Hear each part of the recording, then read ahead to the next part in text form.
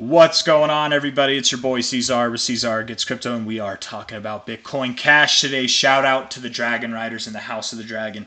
If you don't know why we call this thing the Dragon around these parts, stick around. You'll see. You'll see this thing take flight. Because when it takes flight, man, just from sleeping to the skies immediately, man. And it does like to set fire to our assets sometimes, but that's where we get this battle of the green dragons and the red dragons. That's where that comes from. Anyways, this one, believe it or not, is coming to us at the request of Mr. Tu Madre.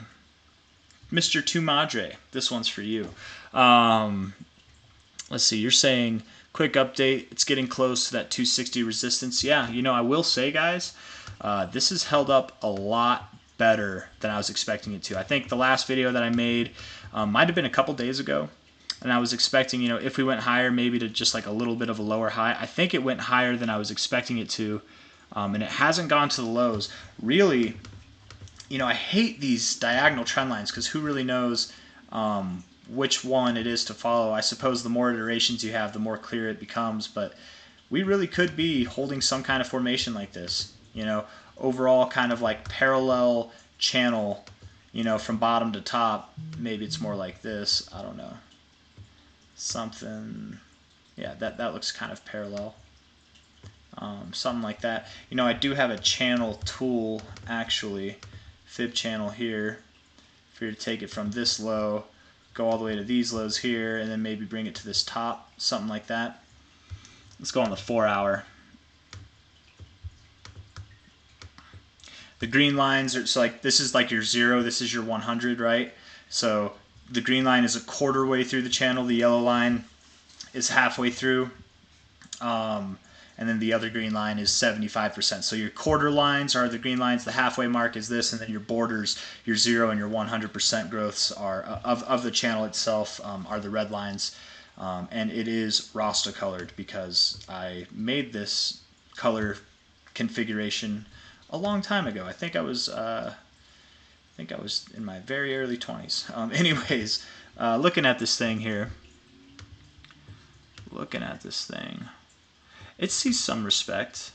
It definitely sees some respect. If we were to hold it right now, you know, if we were to hold this line right now, it looks like we would probably make a move that comes up above 252. If we can hold up above 252, 253, then I do think we'd be making strides to go higher, maybe even to the top of this channel, but probably somewhere around 280 to, yeah, maybe even up to $310 in a relatively short amount of time.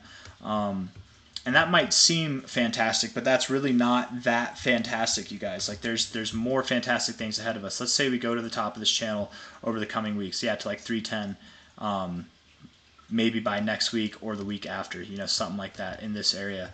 If we were to see a move like that, we probably would come back down, you know, within this channel, probably still wigwag, and then as we consolidate near this previous high, which is just the expectation that I would have, we consolidate, then we see the real fantastic move, which will be like this. The green dragon itself will take flight and ascend all of our assets to the safe havens of fields of green cash flow. I don't know.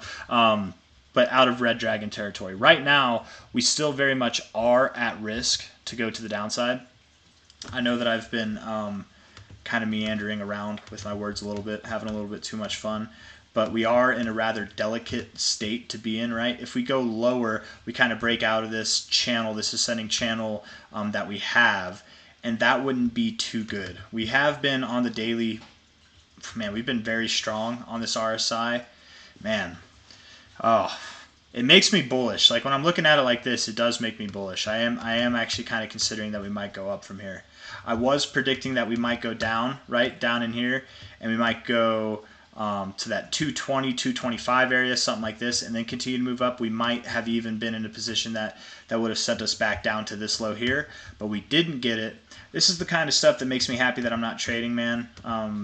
You know, I'll trade at certain times, but right now I'm not trading really anything at all. I'll let you guys know if I make any trades, but I haven't made a trade in quite some time just because things they're confusing and they're not so confusing, right? Like right now, it's really easy to make money if you just buy and hold. It's very easy to do. Where if you're trying to trade it, it might be harder to navigate. You know, I was expecting that we'd go lower here. I was expecting that we'd go lower here. And, you know, I was glad to be wrong here because I was just buying and holding. I just held. I will be happy to be wrong here as well and see this thing go higher. But, again, with this overall kind of channel formation that we have, it wouldn't be too crazy to bounce from here and go up. But if we were to break this, again, just kind of expressing the fragility of this thing, we could go lower from here. But if we break out too much lower than that like 230 area now because it's dragged on so much, before we could have gone down to 223, that 220, 223 area, and still maintained a kind of bullish posturing in this channel, right? Like you could have gone down there and still somewhat held this lower ascending trend line.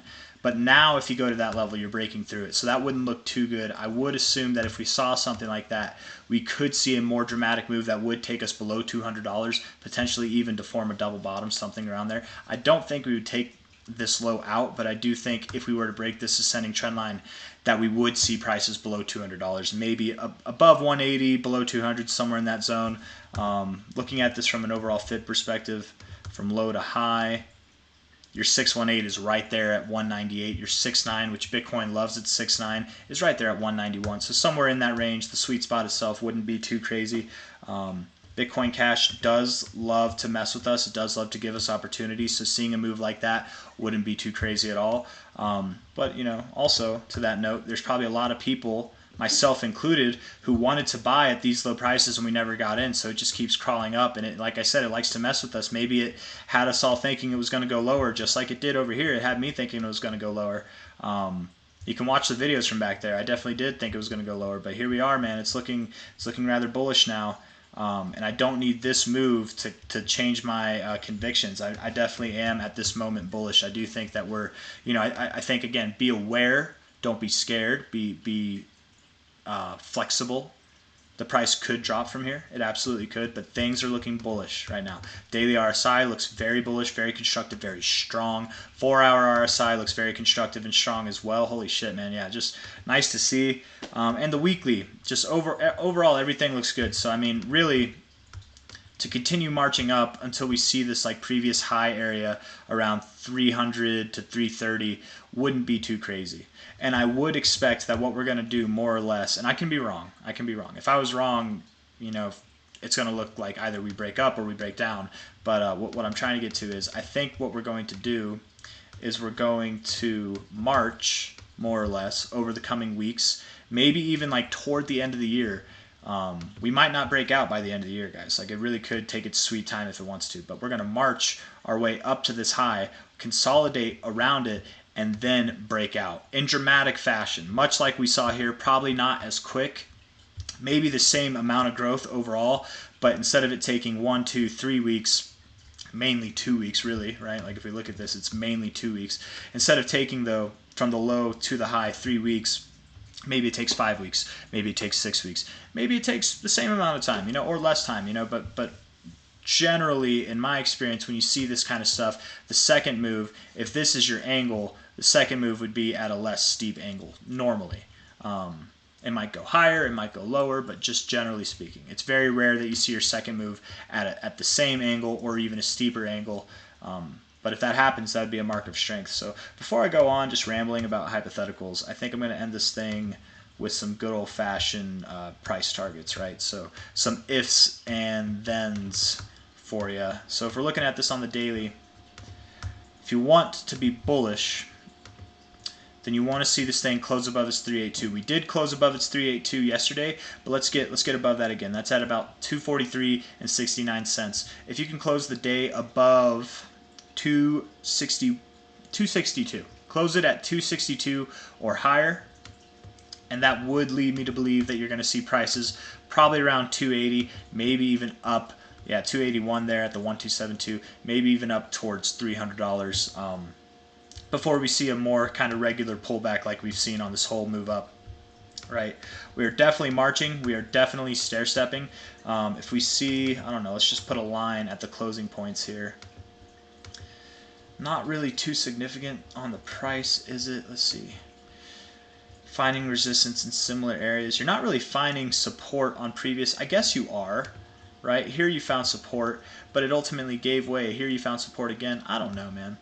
You're not necessarily respecting previous price action, but you are stair-stepping up, which is nice to see. So I would assume you do this more or less. You continue to do this, and again, where that would take you would be probably around $282 to $300 if we were to move up before seeing our next kind of corrective move like we've been seeing.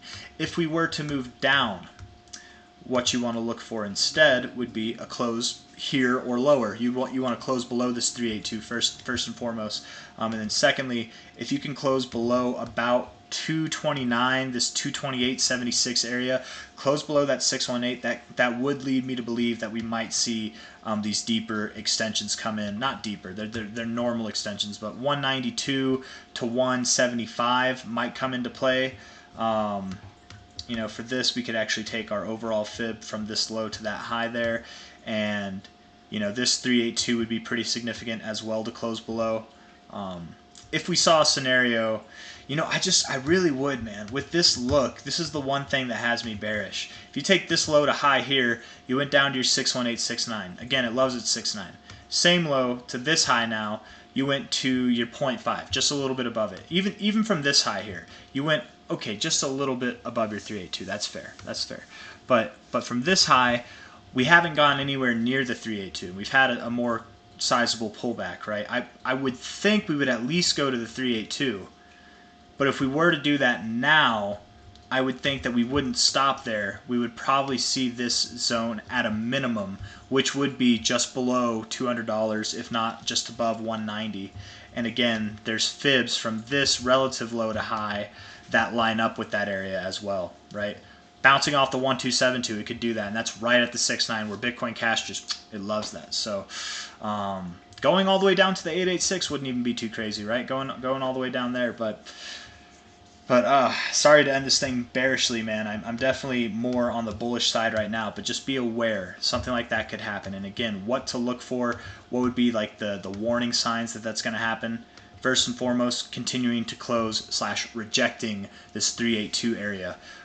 Getting a close below 229, below this 618 would be a little bit more condemning. And then ultimately breaking out of this ascending structure you have. That would be, if you see volume coming in as you're going down, that would also be a little bit bad. But yeah, stuff like that to watch for. If not, if you want the bullish effect, really what it comes down to is closing above this daily close here, which is at 262.